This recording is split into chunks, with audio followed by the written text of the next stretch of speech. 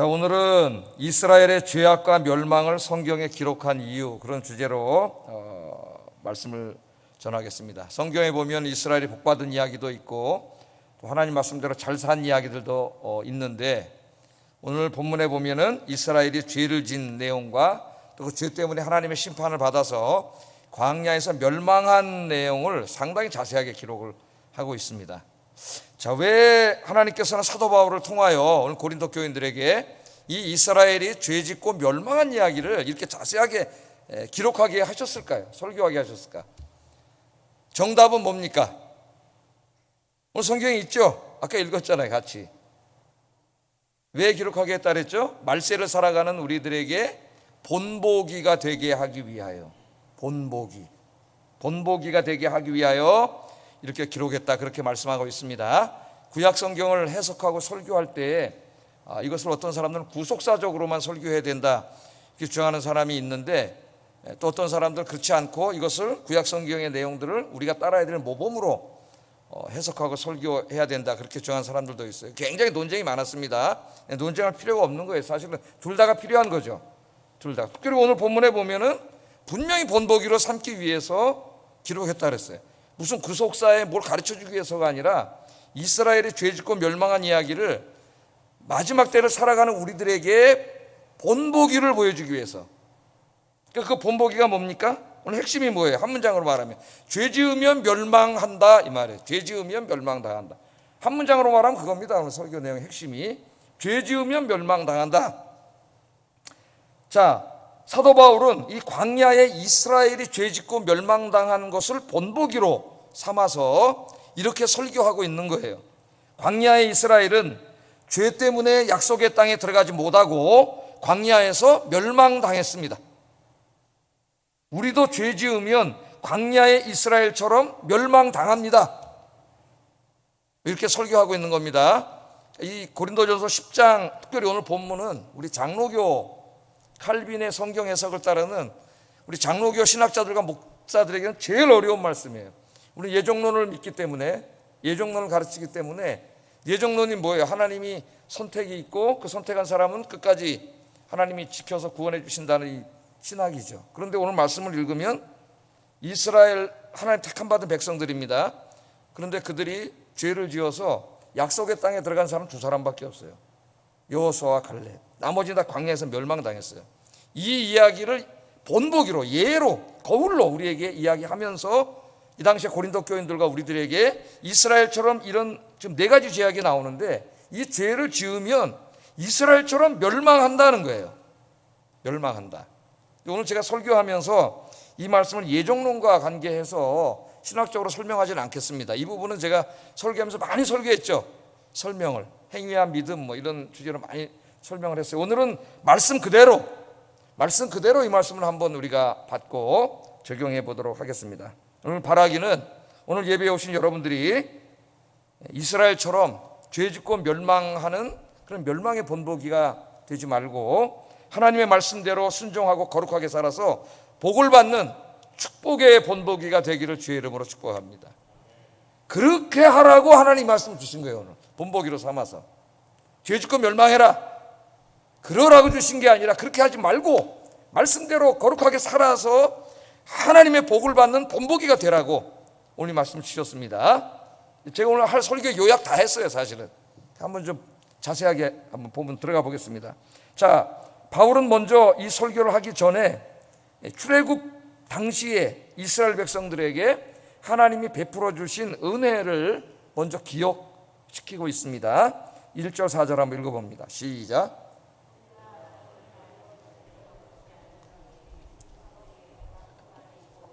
바다 가운데로 지나며 모세에게 속하여 다 구름과 바다에서 세례를 받고 다 같은 신령한 음식을 먹으며 다 같은 신령한 음료를 마셨으니 이는 그들을 따르는 신령한 반석으로부터 마셨음에 그 반석은 곧 그리스도시라. 설교를 하기 전에 먼저 이제 신학적인 작업을 해요. 구약의 출애굽 당시에 이스라엘 백성들과 신약의 지금 고린도 교회 성도들이 다 같은 하나님의 백성이라는 것을 신학적으로 설명하는 내용입니다. 그러니까 이스라엘 사람들은 원래 어떤 사람이에요? 애굽의 노예였어요. 노예 생활하면서 거기서 살던 사람들입니다. 그런데 하나님 그들을 불쌍히 여기시고 언약 백성으로 삼아 주셨어요.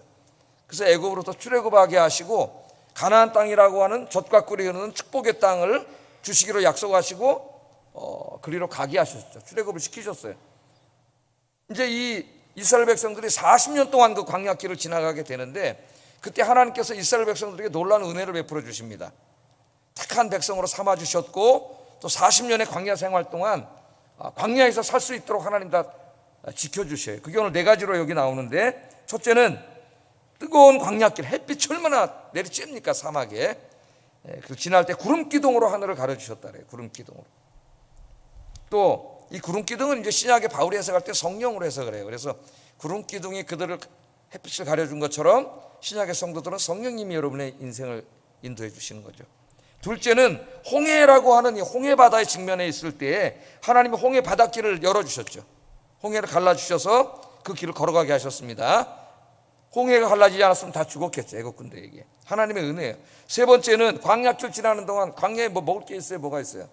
하나님께서 만나와 메추라기를 공급해 주셔가지고 매일매일 굶지 않고 먹게 해주셨죠. 하여튼 고기를 얼마나 먹었는지 코에서 냄새 나도록 먹었다 그랬어요. 냄새 나도록. 또 하나님의 은혜입니다. 그 다음에 네 번째는 광야길 지나가는데 물이 있어야지. 식수가.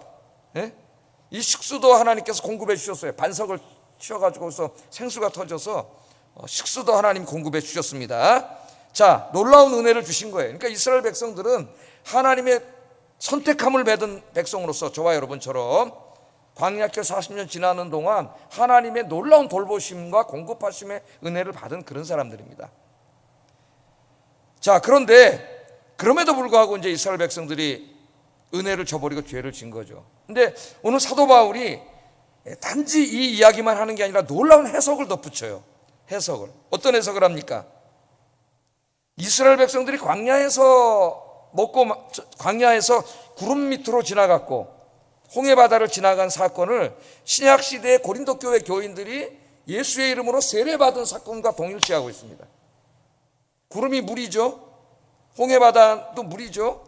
그렇게 이스라엘 백성들이 지나갔는데 그것이 결국은 무엇을 상징했냐면은 신약의 우리 그리스도인들이 예수의 이름으로 세례받은 것과 마찬가지라는 거예요. 그러니까 저와 여러분만 예수님의 이름으로 세례받은 게 아닙니다. 구약의 이스라엘 백성들도 사실적으로는 어떻게 된 거예요? 예수님의 이름으로 세례받았다는 거예요. 이게 구름기둥과 홍해 바다로 지나가는 것이 그것을 상징하는 것이라고 그렇게 얘기합니다. 그러니까 우리는 2000년 전에 오신 십자가 예수님을 되돌아보면서 믿지만 이스라엘 백성들은 자기들 앞에 한 1500년 후에 오실 예수님, 십자가 예수님을 앞으로 바라보면서 믿은 거, 그리고 똑같은 거예요. 오늘 그 해석을 합니다. 놀라운 해석으로. 그 다음에 또 어떤 해석을 해요? 그들이 광야에서 먹었던 그 음식하고 마셨던 물, 이 물 앞에 어떤 말을 붙였어요? 신령한 음식, 신령한 음료라 그랬어요. 신령한 물. 신령한을 붙임으로 그들이 광야에서 먹었던 음식과 물이 신약시대에 지금 고린도 교인들이 또 우리들이 하고 있는 예수의 이름으로 하고 있는 성찬식과 똑같다는 거예요. 성찬식. 그러니까 저희들이 세례받고 주님의 백성이 됐죠. 하나님의 백성이 됐습니다. 이스라엘도 똑같은 거예요. 하나님의 백성이 됐어요. 그래서 우리가 이제 예수의 이름으로 성찬식을 합니다. 근데 이스라엘 백성들도 성찬식을 다 했다는 거예요. 참 놀라운 해석이죠. 사도 바울의. 그렇게 하면서 또 하나를 강조하는데 그 생수가 터져나오게 했던 반석은 바로 예수 그리스도라 그래요. 예수 그리스도. 그러니까 우리만 예수 그리스도의 이름으로 구원받은 게 아니라 구약의 이스라엘도 예수 그리스도의 은혜로 구원받은 거예요. 우리는 2000년 전에 오신 예수님의 은혜로, 그들은 앞으로 자기들보다 1500년 후에 오실 예수님의 은혜로 다 똑같이 구약의 이스라엘이나 신약의 그리스도인들이나 다 똑같이 예수님의 십자가의 은혜로만 구원받습니다. 다 십자가의 은혜로 구원받은 거예요. 자, 이 일을 왜 먼저 얘기하냐 하면은 지금 이스라엘의 이야기가 우리의 이야기라고 설명하기 위해서 하는 거예요. 구약의 이스라엘 백성들은 신약의 예수 믿고 구원받은 우리 그리스도인들과 똑같은, 하나도 다르지 않은 똑같은 하나님의 백성들이다. 그걸 강조하는 거예요. 그러니까 구약의 이야기는 곧 우리의 이야기입니다. 우리의 이야기. 예? 이스라엘 백성, 저 민족적인 이스라엘을 말하는 게 아니에요. 다 우리는 누구예요? 똑같은 하나님의 백성이에요. 그러므로 오늘 바울이 강조하는 것은 광야 시대에 그 광야길을 걸어갈 때에 이스라엘을 다루셨던 하나님이 신약 시대 그리스도인들도 똑같이 다룬다는 겁니다. 똑같이. 자, 그 이야기를 하면서 이제 이야기를 하기 시작하는데, 그렇게 큰 은혜를 받고 살았으면서도 하나님 앞에 죄를 져서 결국은 약속의 땅에 거의 들어가지 못했죠. 두 사람 빼고, 여호수아 갈렙 빼고 못 들어갔어요. 그리고 광야에서 다 멸망당했다는 거예요. 그 이야기를 하면서 고린도 교인들에게, 그리고 우리들에게 너희들도 그렇게 될까 조심하라는 게 이건 핵심적인 가르침입니다. 자, 5절 한번 읽어보겠습니다. 시작. 그들이 광야에서 멸망을 받았느니라. 우리가 하나님의 말씀 그대로 받아야 됩니다. 자기 신학에 의해서 이걸 뭐 흐리게 하고 약하게 하고 뭐 이렇게 하면 안 돼요. 자, 이게 핵심이 뭡니까? 이스라엘처럼 죄 지으면 이스라엘처럼 멸망당한다는 거예요.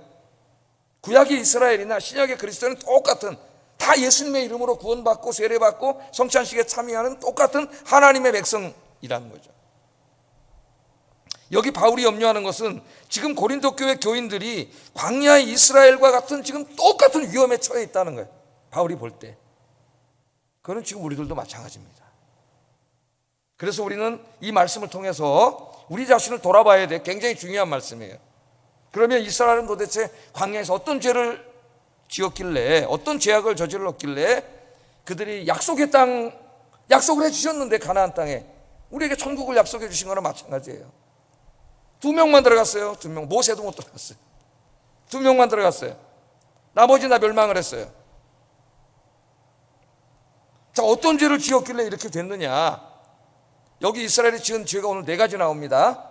이 4가지는 딱 4가지 죄를 졌다는 얘기가 아니에요. 인간이 짓는 모든 죄악의 요약입니다. 요약. 이 4가지 범주 안에 다 들어가요. 4가지인데, 첫째는 우상숭배. 성경에서 제일 큰 죄악으로, 근본적인 죄악으로 시작하고 있는 우상숭배입니다. 출애굽기 32장 1절 6절 말씀을 가지고 설교를 한 거죠. 그러니까 모세가 하나님의 말씀을 받으러 시내산에 올라가서 금식기도 하면서 40일 동안 있을 때 이스라엘 백성들이 모세가 안 내려오니까 두려워졌어요. 불안해졌어요. 지도자가 안 보이니까. 자기들을 여기까지 인도한 분은 모세가 아니라 하나님이신데, 하나님은 잊어먹고 모세만 의지하고 살았던 거예요. 이들이. 모세가 안 보이니까 두려웠고 불안해지니까 아론을 쫄라가지고 하나님을 눈에 보이는 신을 만들자 그래서 송아지로 금송아지 신상을 만들었죠. 그리고 그걸 하나님이라 그랬어요. 금송아지. 그 이야기를 합니다. 7절에 읽어보겠습니다. 시작. 너희는 우상 숭배하는 자가 되지 말라. 기록된 바 백성이 앉아서 먹고 마시며 일어나서 뛰논다 한 것 같으니라. 금송아지, 그 애굽에 있을 때 섬기던 그 우상의 잔재가 남아있던 거예요. 우리가 아무리 예수 믿고 구원받아도 죄악이 뼈속까지 있습니다. 늘 자기를 기도와 말씀으로 단돌이 하지 않으면 이 죄악이 본성이 계속 올라와요. 우리 인간은 누구나. 뭐 저도 마찬가지예요. 늘 기도하지 않으면 죄악의 본성이 계속 올라와요. 그래서 금송아지를 만들어 놓고 그걸 하나님이라고 그러면서 예배를 드리고 거기서 막 오늘 몸을 만져서 먹고 마시고 일어나 춤추고 막 난리가 일어났죠. 모세가 이걸 보고 얼마나 화가 났으면 그 하나님께 받은 돌판을 집어 던져버려가지고 첫 번째 돌판이 깨졌어요. 네? 하나님이 모세에게 뭐라 그랬어요? 자, 너는 네 백성들을 데리고 가나안 땅으로 올라가라 그랬어요. 나는 너희와 함께 가지 않겠다 그랬어요. 그랬더니 모세가 깜짝 놀랐죠. 가나안 땅이 아무리 적과 꿀이 흐르는 축복의 땅이라 할지라도 하나님이 없다면 거기에 그건 아무것도 아닌 거지. 예? 그럼 우리가 이 말씀을 잘 받아야 돼요. 내가 아무리 돈을 많이 벌고 성공하고 권력이 있고 뭐 공부를 많이 했다 한들 내 인생에 하나님이 함께 하시지 않는다면 그게 아무것도 아닌 인생이에요. 그게 아무 소용이 없는 거예요. 그래서 모세가 하나님 앞에 무릎을 꿇고 거기서 중보기도를 하잖아요. 예? 하나님이 올라가지 않는다면 우리도 올라가지 않겠습니다. 하나님이 없다면 그게 뭐예요? 아무것도 아닌 거지. 예? 그렇게 기도해서 하나님 결국 모세의 기도를 들으시고 가나안 땅에 들어가게 하셨지만 이 1세대는 하나도 못 들어갔어요. 자식 세대가 들어갔습니다. 자식 세대가. 자, 이 말씀을 하시면서 하나님 뭐라 그래요? 이 이스라엘 사람들처럼 너희는 우상 숭배하는 자가 되지 말라. 이게 강력한 말씀이에요. 우상 숭배하는 자가 되지 말라. 여러분 어떻습니까? 우상 숭배에 대해서는 제가 여러 가지로 많이 설교를 했는데 나는 우상을 안 섬기는데요. 그렇게 말할 수 있겠지만 우상 숭배의 근저에는 다 뭐가 있다 그랬어요? 물질, 돈에 대한 숭배가 있다 그랬습니다. 돈. 예수님이 그렇게 설교를 하셨죠. 그래서 예수님은 무슨 형상에 대해서 말하지 않고 만몬이라고 설교를 했어요. 돈을 사랑하면 일만하게 뿌리고 돈 하나님과 돈을 겸하여 섬길 수 없다. 돈이 우상이라고 얘기를 했습니다. 많은 신학자들이 성경을 연구하면서 현대 그리스도인들에게 많은 우상이 있지만 그 중에서 가장 강력한 우상, 하나님으로부터 우리를 멀어지게 하는 강력한 우상이 두 가지라 그랬습니다. 하나는 돈이고 하나는 자기애, 자기 자신, 자기 사랑. 심리학자들은 자기애라 그래요. 자기를 굉장히 사랑하죠. 사람들 이 두 가지입니다. 자, 먼저 자기애에 대해서 한번 생각해 봅시다. 자기 사랑. 위대한 신학자인 파넨버그라고 하는 이 사람은 죄를 이렇게 정의를 했어요. 이 죄에 대한 정의를 한번 잘 들어보세요. 읽어보겠습니다. 시작. 다른 모든 것을 자신의 목적을 이루기 위한 수단으로 삼는 태도다. 죄가 뭐냐? 자기 사랑해, 자기애.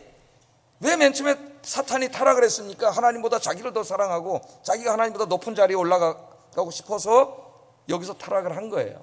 삐뚤어진 자기 사랑, 잘못된 자기 사랑이죠. 자기를 사랑해야 되는데 잘못 사랑하는 거예요. 자, 자아를 중심에 놓고 자기가 자기 삶이 항상 중심에 있습니다. 나머지 모든 사람들과 사물들은 다 뭐가 되는 거예요? 나의 유익과 나의 행복을 위한 수단으로 삼는 거예요. 수단으로. 우리는 만나는 사람을 목적으로 삼아야 되죠. 신학자 마틴 부버가 한탄한 것처럼 우리 사람들이 하나님 형상으로 지음받은 인간들이 사회에서 만날 때 우리는 항상 나와 너의 이런 인격적인 만남을 가져야 되는데 사람들의 모든 관계는 인격적인 관계가 아니라 계약적인 관계로 이루어진다 그래요. 사회에서 나와 비인격적인 3인칭의 관계가 맺어짐을 안타깝게 여겼죠. 그래서 인간 사회가 이렇게 됐다는 거예요.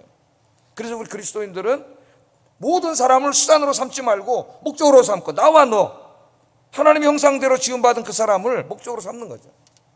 그런데 우리 인간의 죄는 어때요? 항상 자기가 중심에 있기 때문에 모든 사람 다 수단, 나를 행복하게 해줘야 되고 나에게 이익을 줘야 되는 수단밖에 되지 않는 거예요. 그래서 우리 사회가 정글의 법칙이 된 겁니다. 하나님에 대해서도 심지어는 마찬가지. 하나님도 수단으로 삼아요. 하나님 자신이 목적이 돼야 되고 하나님을 찬양하고 예배하는 것이 목적이어야 되는데 하나님도 나의 이익을 주기 위한 수단밖에 안 되는 거예요.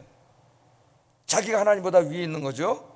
그래서 하나님도 나에게 돈 안 벌게 해주고 나에게 세상적인 행복의 조건을 안 주면 하나님도 차버리고 원망해버리고 이스라엘이 그런 사람들이에요. 이 사람들이 그렇게 살아가는 거예요. 여러분, 순교자들은 누굽니까? 자기 생명보다도 하나님을 더 사랑하는 사람이에요. 그렇지 않으면 순교할 수 없습니다. 자기 생명을 하나님보다 더 사랑했던 사람들은 순교와 죽을 자리에 가서 다 배교했어요. 엄청나게 많은 사람들이 배교를 했어요. 자, 두 번째 우상은 뭐냐? 돈입니다. 돈 좋아하세요? 안 좋아하세요? 돈에 대한 설교는 제가 참 많이 하죠. 우리 자본주의 사회 살면서 돈 참 필요한 것이죠. 돈이 있어야 뭐 다 할 거 아니에요, 그죠? 하다못해 이 앞에 이거 가림막을 하더라도 다 돈이에요, 돈. 이거 뭐 시원하게 에어컨 더 엄청나게 돈이 많이 들어갑니다.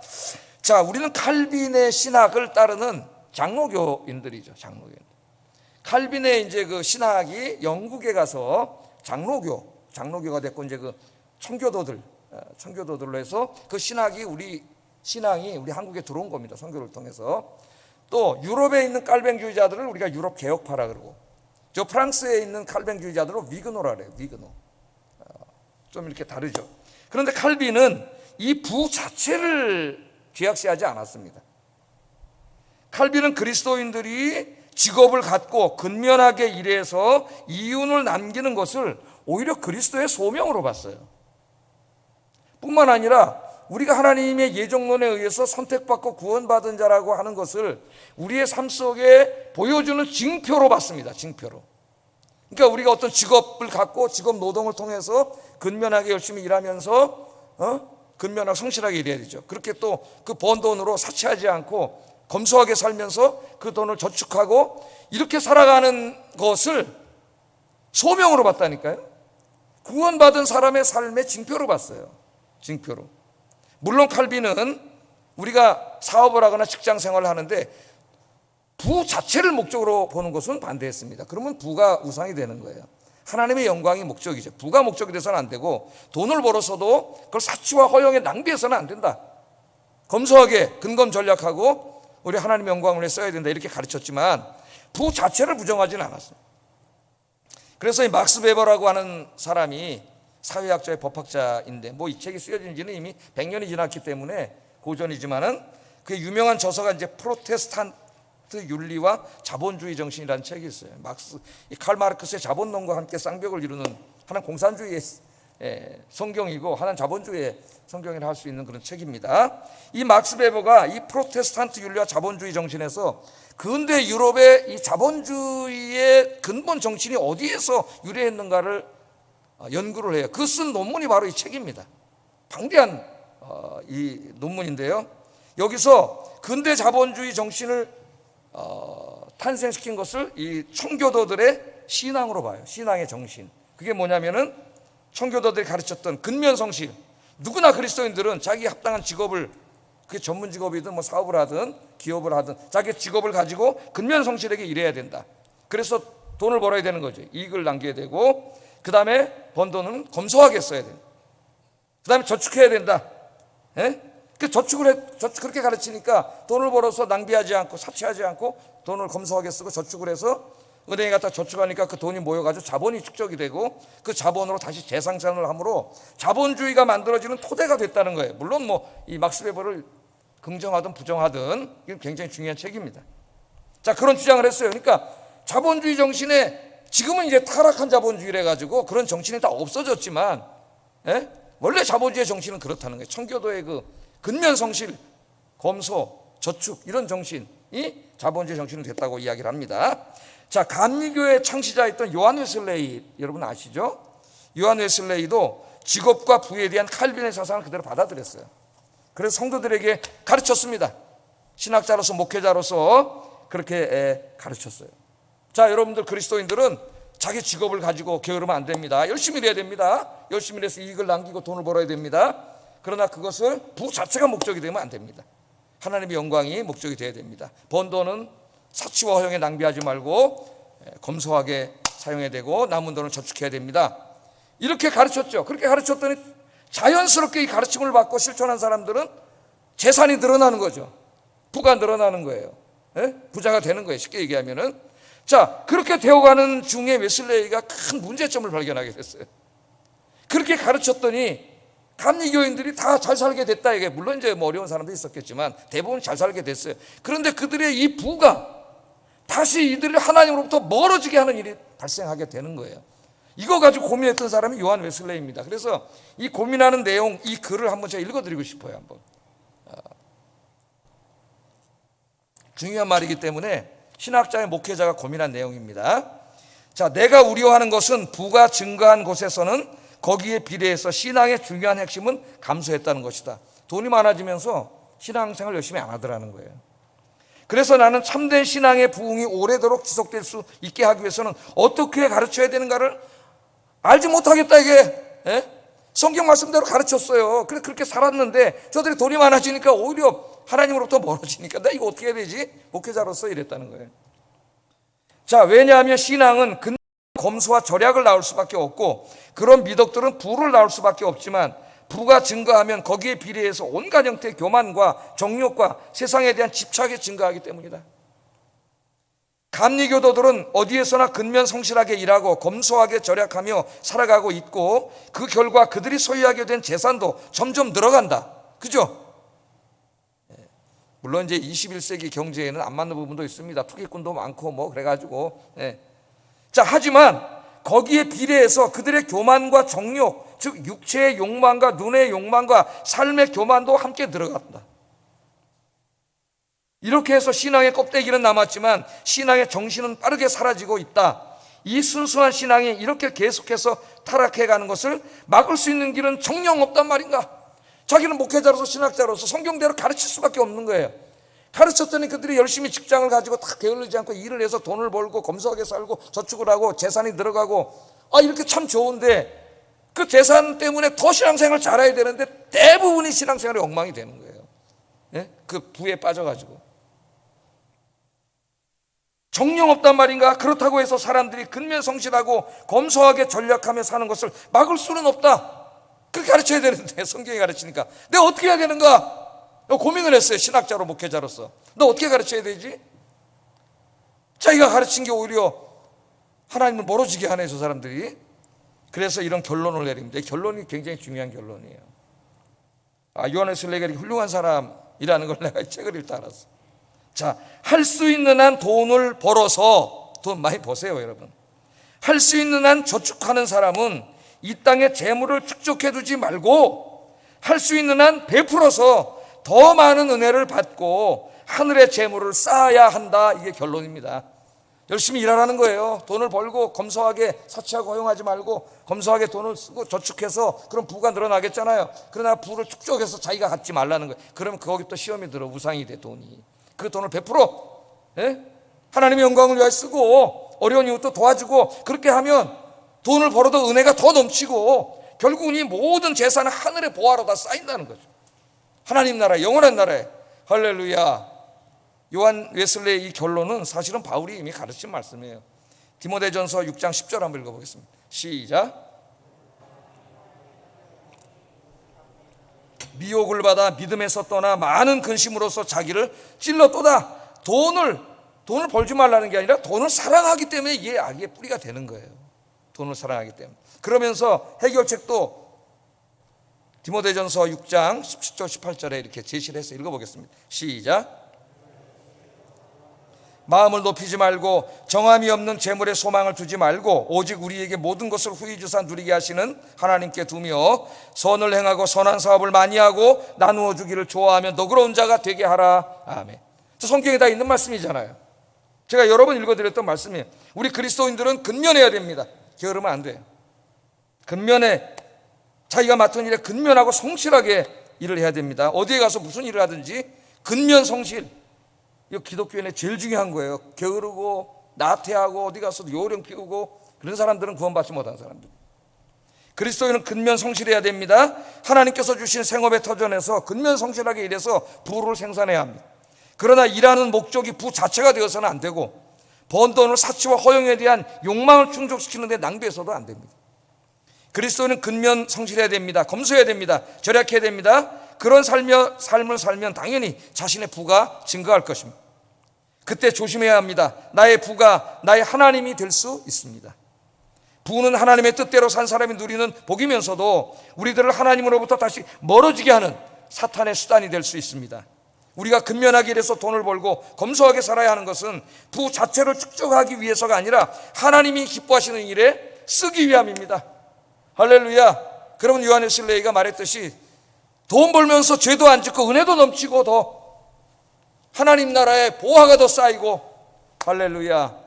그렇지 않으면 우상 숭배에 빠져요. 돈이 우상이 된 사람이 굉장히 많습니다. 오늘 우상 숭배하지 말라. 저들은 우상 숭배하다 광야에서 멸망당하였느니라. 이 말씀 경고를 우리가 깊이 받아들여야 됩니다. 자, 두 번째는 음행이에요. 음행에 대한 주제는 고린도전서에서 굉장히 중요하게 다루었죠. 고린도 교인들이 음행하는 사람들이었기 때문에 고린도전서 5장, 6장에서 우리가 굉장히 자세하게 길게 음행에 대해서 다루었습니다. 자, 이스라엘 사람들이 광야길 지나다 모압 평지 시딤이라고 하는 곳에 왔는데 거기에 와서 이제 모압 여인들에게 유혹에 넘어가 가지고 음행을 행하게 돼요. 모압 여인들과 이 사람들이. 자, 이 음행을 강조하는 이유는 고린도 교인들이 지금 똑같이 성전에 이교 신전에 가가지고 거기서 음행을 하고 있기 때문이에요. 이교 신전에 왜 갔다 그랬어요? 이 사람들이 당시에 고린도 교인들은 직업이 다 있죠. 직업이 다 있는데 그 직업이 같은 업종별로 조합이 이루어져 있습니다. 중세 길드 같은 거예요. 그들이 같은 업종끼리 모여서 무슨 이걸 뭐라 그래요? 이렇게 자기끼리 그걸 뭘 만들어 가지고 거기서 자기들 신도 있고요. 그 신을 섬기고 축제를 하고 모여서 같이 하고 이게 다 사회 유대와 경제 이익이 연결되어 있어요. 근데 이러다가 예수 믿은 사람들 아니에요. 근데 이들이 여전히 예수 믿으면서도 사회적인 유대를 갖고 경제적인 이익을 얻고 이렇게 하기 위해서는 그들과 어울려야 되니까요. 그러니까 거기에 간 거예요. 가서 하다가 그냥 잔치에만 참여한 게 아니라 자꾸 습관이 나와서 우상숭배 같이 빠져버린 거예요. 그래서 오늘 우상숭배를 하면서 거기에 뭐가 또 있어요? 음행이 있잖아요. 고린도 교회 그 신전들, 이방 신전들은 다 성창들이 있어가지고 굉장히 음란한 것입니다. 그런데 그 음행을 고린도 사회에서는 정지하지 않았어요. 그 정상적인 걸로 받아들였어요. 사회 하나의 문화로. 그러니까 예수님만 안 믿으면 아무 문제가 안 돼요. 그런데 예수 믿으니까 이게 엄청난 죄야, 음행이. 근데 그걸 고치지 못하는 거예요. 그래서 오늘 사도 바울이 이 시딤에서 음행당하다가 하나님의 심판을 받았던 광야 이스라엘을 예로 들어서 음행을 중지하라는, 당장 중지하라는 거예요. 자, 8절 한번 읽어보겠습니다. 시작. 우리는 그들과 같이 음행하지 말자. 이 시딤에서 음행을 하다가 2만 3천 명이 죽었습니다. 2만 3천 명. 명심해야 돼요. 2만 3천 명. 지금도 음행하다가 온갖 성병, 에이즈 걸려가지고 엄청나게 많은 사람들이 죽고 있어요. 지금. 근데 이 그리스도인들에게 음행하지 말라. 2만 3천 명이 죽었다. 이미 사도 바울은 고린도전서 6장에서 다른 죄악과 음행죄는 구분했습니다. 다른 죄는 몸 밖에 죄를 짓는 거지만 음행은 몸 안에 죄를 짓는 거라 그랬어요. 자기 몸에. 그런데 우리 몸은 하나님의 성령이 거하시는 성전이라 그랬어요. 그러므로 음행은 성전을 음란으로 더럽히는 이거 큰 죄예요. 근데 21세기에 여러분 여러 가지 죄가 있지만 21세기 현대인들이 짓는 죄 중에 가장 큰 죄, 보편적인 죄가 음행인 것 같아요. 내가 볼 때는 이 음란의 핸드폰, 컴퓨터, 텔레비전, 영화 우리 주머니 있잖아요. 항상 사탄이 항상 유혹을 하고 있어요. 2만 3천 명이 죽었어요, 여러분. 자, 2만 3천 명이 죽었다고 얘기하는데 민수기 25장 9절에 보면은 2만 4천 명이 죽었다고 나옵니다. 성경 많이 읽는 분들이 또 시험 들까 봐 말씀을 드리겠어요. 성경의 무엇성을 공격하는 사람들이 제일 많이 공격하는 게 이 말씀이에요. 또 어떻게 된 거냐? 칼빈이라고 하는 신학자가 잘 해석을 했습니다. 이미 꼭 2만 3천 몇백 몇십 몇 명 이렇게 쓰지 않고 어림수로 성경을 많이 쓸 때 모세는 위로 반올림을 한 거고 바울은 아래로 반올림을 한 거라고 칼빈 해석을 했는데 난 그 해석이 가장 바른 해석이라고 그렇게 생각을 해요. 그러니까 민수기하고 또 오늘 말씀 읽다가 시험 들지 마시기 바랍니다. 하여튼 중요한 건 2만 3천 명이 죽었어. 그러니까 너희도 죽는다는 거예요. 음행하면. 그러니까 뭐라 그래요? 음행하지 말라. 강력한 명령의 말씀입니다. 음행하지 말라. 기도와 말씀으로 이 음행의 유혹을 이겨내고 거룩한 삶을 사시는 여러분들에게 주의 이름으로 축복합니다. 세 번째 죄악은 하나님을 시험한 죄예요. 9절 읽어보겠습니다. 시작. 뱀에게 멸망하였나니 우리는 그들과 같이 시험하지 말자. 이 하나님을 시험했다는 말이 뭔가? 이 말씀 민수기 21장 4절 7절 말씀 가져온 말씀인데 이스라엘 백성들이 이제 광야길을 다 지나서 거의 가나안 땅 남쪽까지 왔어요. 이제 에돔 사람들이 살고 있는 그 지역만 지나가면은 바로 가나안 땅입니다. 그러니까 다 왔어요. 그러니까 그걸로 지나가기만 해주면 되는데 아무리 사정을 해도 에돔 사람들이 못 지나간다 그래. 일로 지나가면 다 죽여버리겠다 그래요. 그러니까 할 수 없이 에돔 땅을 못 가고 다시 오던 길을 돌아가야 되게 됐어요. 온 길을 되돌아가는 게 얼마나 힘듭니까? 그러면 지쳐있는데 그 사람들에게. 그러니까 여기서 다시 원망이 터져 나왔어요. 이스라엘 백성들. 불평불만이 나왔어요. 그들의 주특기죠. 불평불만 원망하다가 망한 민족이 이스라엘 백성들입니다. 자, 뭐라 그랬어요? 하나님이 주신 만나와 메추라기를 이거 하찮은 거라 그랬어요. 오늘 말씀해 보면 민수기 찾아보세요.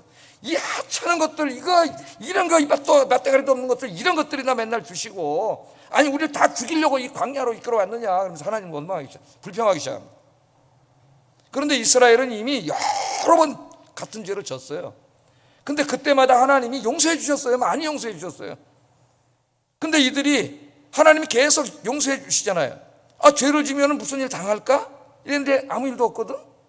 아무 일 안 생기네? 우리가 죄 질 때 그렇습니다. 그 두 번째 죄를 져요. 이번에 정말 하나님이 날 혼내시면 어떡하지? 근데 또 두 번째도 아무 일도 안 생겨요. 그렇게 세 번, 네 번 가면은 담대해지기 시작합니다. 죄에 대해서. 내가 아무리 죄 져도 하나님이 나한테 뭐라 안 그러시는구나. 아무 일도 안 일어나는구나. 지금 이스라엘 백성들 그렇게 된 거예요. 하나님의 인내의 사랑을 시험한 거예요. 하나님의 용서하시는 사랑에 감사하고 죄를 짓지 않아야 되는데 그걸 시험해서 이번에 하나님 용서하지 않으시고 뱀을 보내가지고 뱀에 물려서 수많은 사람들이 죽습니다. 하나님을 시험하지 마세요. 지난번에도 죄 졌는데 아무렇지도 않았는데 이번에도 아무 일 없을 거야. 천만의 말씀입니다. 하나님의 때가 되면 하나님의 심판이 있어요. 하나님을 시험하지 말라. 네 번째, 하나님을 원망하는 죄를 지었습니다. 원망. 고질병이죠, 이스라엘 백성들의.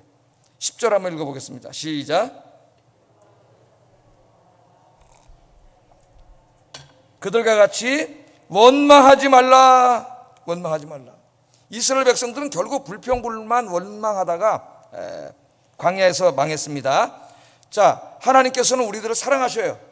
결국 궁극적인 목적은 우리에게 복을 주시는 거예요.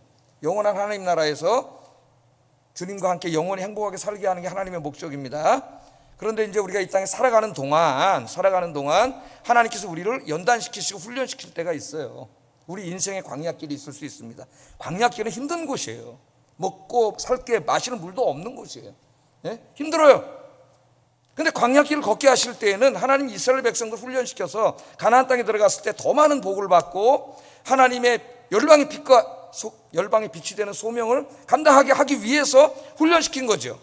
그들의 유익을 위해서 훈련시켰는데 이스라엘 백성들 그걸 깨닫지 못하고 원망하고 불평했어요. 원망은 뭐예요? 내 인생을 향하시니 하나님의 놀라우신 선하신 뜻을 부정하는 죄예요. 하나님 나의 유익을 위해서 지금 이 어려움을 주신 건데, 훈련을 시키는 건데 이걸 내가 부정하는 거죠. 이 운동선수들이 가끔 얘기하잖아요. 올림픽 금메달 딴 사람이 코치가 하도 강하게 훈련시켜서 죽는 줄 알았다고. 근데 죽기를 각오하고 하니까 금메달을 땄다, 그런 얘기를 하잖아요. 그때 코치가 너무 힘들게 한다고 난 그걸 부정해버리고 나가면 그 사람은 이제 그냥 끝난 거죠. 올림픽 선수 못 되는 거죠. 하나님이 그렇게 하셔요. 하나님은 우리를 사랑하시기 때문에 우리를 죄인임에도 불구하고 구원해 주셨지만 이대로는 원하지 않으세요. 변화되기를 원하세요. 그때 사용하시는 것이 광야예요. 광야의 학교. 거기에 놀라운 하나님의 미래의 축복이 숨겨져 있는데 그걸 모르고 원망한 거죠. 하나님을. 나에게 왜 이렇게 힘들게 하냐고. 내가 이렇게 교회 다니고 예배 드리는데 왜 이렇게 나에게 힘들게 하세요? 그래서 하나님을 원망해. 그러다 망했다는 겁니다. 여러분, 우리 인생에 벌어지는 일들은 우연한 일이 없습니다. 우리에게 있는 고난도 다 하나님의 섭리와 뜻 가운데 이루어지는 거예요. 그것을 믿는 것을 우리가 섭리신앙이라고 하는데 가장 성숙한 성도들이 섭리의 신앙을 확고하게 가지고 있습니다. 여러분들은 이 하나님의 섭리를 믿고 늘 감사하시기를 바랍니다. 자, 그 다음에 하나님 위로의 말씀을 주시자는 13절. 아무리 힘든 일이 나에게 벌어진다 할지라도 하나님은 감당할 시험밖에 안 준다 그랬어요. 13절 읽어보겠습니다. 시작. 오직 하나님은 미쁘사 너희가 감당하지 못할 시험당함을 허락하지 아니하시고 시험당할 즈음에 또한 피할 길을 내사 너희로 능히 감당하게 하시느니라. 하나님 다 아세요. 우리가 연약하다는 거. 그래서 감당할 시험만 주세요. 아유, 나는 막 지금 죽겠는데 감당 못하겠는데 기도하세요. 다 감당해요. 올림픽 선수들이 그러잖아요. 막 죽는 줄 알았던데 열심히 하니까 죽지 않고 기쁨이 오더라고요. 하나님 다 아세요. 죽이려고 그러는 게 아니에요. 복을 주시려고 지금 훈련시키는 겁니다. 감당할 시험밖에 안 줘. 그 다음에 또 뭐라 그랬어요? 시험 당할 즈음에 또 피할 길을 열어주세요. 피할 길. 막다른 골목으로 몰지 않습니다. 하나님은 피할 길을 주세요. 그래서 어떤 사람이 이렇게 얘기했죠. 닫힌 문을 너무 오래 보고 있으면 하나님께서 열어놓은 다른 문을, 열린 문을 볼 수 없습니다. 이런 유명한 말을 했어요. 너무 닫혀있는 문만 쳐다보면서 원망하고 불평하지 마세요. 좀 하나님을 고개를 돌리세요. 그럼 거기 열린 문이 있다니까. 오늘 하나님 그랬잖아요. 피할 길을 다 열어놨어요. 하나님이 열린 문을 주셨어요. 그래, 힘들고 어려울 때 감사하면서 기도하시면 하나님이 감당할 시험만 주시고 열린 문을 다 주신 줄로 믿습니다. 원망하지 말고 하나님의 섭리가 있음을 믿고 감사하는 여러분 되길 주의 이름으로 축복합니다. 오늘 하나님 말했어요. 원망하지 말라. 그들처럼. 그들은 원망해서 다 망했다. 원망해서. 자, 이제 마지막으로 말씀을 전하겠습니다. 왜 이렇게 좋은 이야기들도 많은데 하나님이 이스라엘의 죄짓고 멸망하는 이야기를 이렇게 많이 기록했는가? 이걸 왜 설교하게 하셨는가? 그 이유가 6절 11절에 나와요. 먼저 6절 읽어보겠습니다. 시작. 우리로 하여금 그들이 악을 즐겨한 것 같이 즐겨하는 자가 되지 않게 하려 함이니. 아멘. 왜 주셨어요? 우리의 본보기로 삼으라고. 본보기. 구약 성경을 읽을 때, 이런 이야기를 읽을 때 이게 우리의 본보기가 돼야 돼요. 아, 이들이 죄 져서 멸망당했구나. 우리는 죄 지으면 안 되는구나. 죄 지으면 멸망당하는구나. 그걸 깨달으라고 이 말씀을 주신 거예요. 이 말씀. 그죠? 그래서 악을 즐겨했다 그래요. 저들이 악을 즐겨했다 그래요.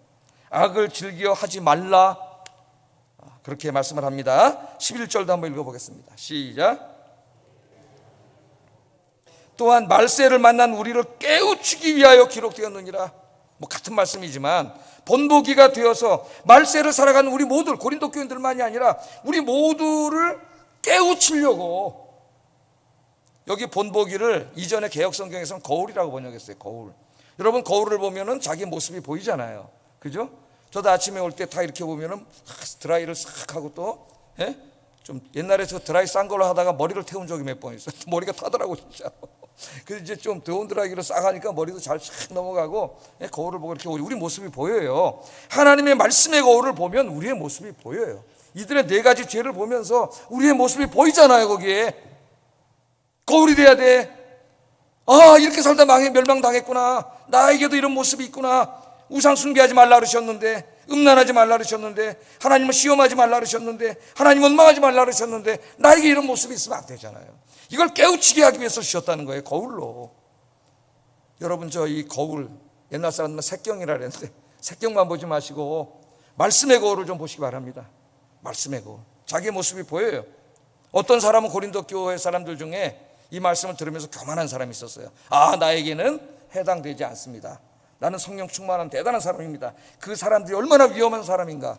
바울이 이렇게 얘기합니다. 12절에 읽어보겠습니다. 시작. 선줄로 생각하는 자는 넘어질까 조심하라. 선줄로 생각하는 사람 넘어질까 조심하라 그랬어요. 자만은 금물입니다. 우리는 누구도 장담할 수 없습니다. 기도와 말씀으로 날마다 영적으로 무장하지 않으면 이스라엘처럼 넘어질 수밖에 없어요. 우리가 살아가는 세상에는 여전히 시험과 악이 가득합니다. 마귀가 득실득실합니다. 여러분, 사탄이 우리를 쓰러뜨리려고 우는 사자처럼 찾아다니고 있다 그랬어요. 그래서 예수님은 하루를 시작하기 전에, 세상으로 나가기 전에 먼저 무릎 꿇고 기도하라고 가르쳐준 게 주기도문이에요. 여러분, 아침마다 주기도문으로 기도하고 하루를 시작하십니까? 이거 예수님의 명령이에요. 그 주기도문 중에 하나가 뭐예요? 우리를 시험에 들게 하지 마시옵고 다만 악에서 구하시옵소서. 이 기도를 반드시 드리고 하루를 시작해야 돼요. 안 그러면 죄악과 이 유혹이 많은 세상에 나가서 이스라엘처럼 죄짓고 쓰러집니다. 늘 기도와 말씀으로 무장해서 이 죄악을 멀리하고 하나님 기뻐하시는 삶을 사시는 여러분 되기를 주의 이름으로 축복합니다. 제가 마지막으로요, 설교를 마치면서 AD 2세기에, 그때는 기독교가 박해받는 시대였어요. 끌려가서 죽고 막 그러던 시대입니다. AD 2세기 성도들의 모습을 좀 한번 읽어드리고 싶어요. 그들이 어떻게 살았는지. 가장 순수했던 때는 가장 박해받던 때예요. 가장 고통이 있을 때. 돈 많을 땐 다 타락했어요. AD 2세기에 철학자 아리스티데스, 아리스토텔레스 아닙니다. 아리스티데스라는 사람이 있었어요. 이 사람이 바라본 기독교인의 모습이에요. 기독교인에 대해서 보고 이 지식인이, 2세기의 지식인이 이렇게 기록했습니다. 잘 보세요. 기독교인이 어떻게 살았는지가 다 나와요. 여기에 그들은 그리스도인입니다. 그리스도인들은 매우 겸손하고 친절하게 행동합니다. 겸손하고 친절하게 행동합니다. 그들에게는 거짓을 찾아볼 수 없습니다. 정직해요.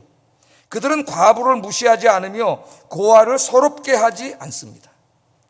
가진 자는 가지지 못한 자에게 관대하게 나누어 줍니다. 그들은 나그네를 보면 집으로 맞아들여서 마치 친형제인 것처럼 환대합니다. 그들은 육신을 쫓는 것이 아니라 성령을 쫓으며 하나님 안에서 서로를 형제라고 부릅니다. 가난한 자 중에서 한 사람이 세상을 떠나는 것을 누군가 보았다면 그는 힘 닿는 데까지 그 사람의 장례를 치러줍니다. 또 누군가가 그들이 섬기는 메시아의 이름 때문에 감옥에 갇히거나 억압을 당한다는 소식을 들으면 모두가 나가서 그 사람의 필요를 채워줍니다. 그 사람을 구출하는 것이 가능하다면 그를 구출합니다. 그리고 그들 가운데 가난하고 빈핍한 사람이 필요한 것을 얻지 못한 경우에 그들은 2일에서 3일 금식을 해서 빈핍한 사람들에게 필요한 음식을 마련해 줍니다. 그 당시에 핍박받는 시대였기 때문에 다 가난했어요. 그러나 저 집에 떼거리를 못하는 성도가 있어. 자기 줄 게 모자라, 자기다 삼시세끼밖에 없기 때문에. 그럼 어떻게 했다는 거예요? 금식을 했대요. 이 사람들이. 이 사람이 본 모습이에요. 금식을 해가지고 그걸 모아서 그 굶는 사람을 도와줬다는 거예요. 이게 바로 2세기 박해받는 시대에 우리 그리스도인들의 삶의 모습입니다. 한 지식인의 눈에 비친 그리스도인의 모습이에요. 오늘 매일 일간지에 그리스도인의 이러한 모습이 실린다면 어떻게 될까? 그런 생각을 한번 해봤습니다. 저 자신부터가 어떻게 될까? 우리 사회가 많은 사람들이 주님 앞으로 돌아오지 않을까? 그런 생각을 해봤습니다. 여러분들이 이런 진실한 그리스도인이 되기를 주의 이름으로 축복합니다. 기도하겠습니다. 자, 두 가지 기도하겠습니다. 우리의 삶 속에서 우상 숭배, 음행, 하나님을 시험함, 원망하는 하나님을 원망함, 이 네 가지 죄악들을 멀리하게 하소서. 하나님의 말씀에 순종하는 거룩한 하나님의 백성이 되어서 멸망의 본보기가 아니라 하나님의 복을 받는 신앙의 본보기가 되게 하소서. 기도하겠습니다. 사랑과 은혜가 충만하신 아버지 하나님 감사합니다.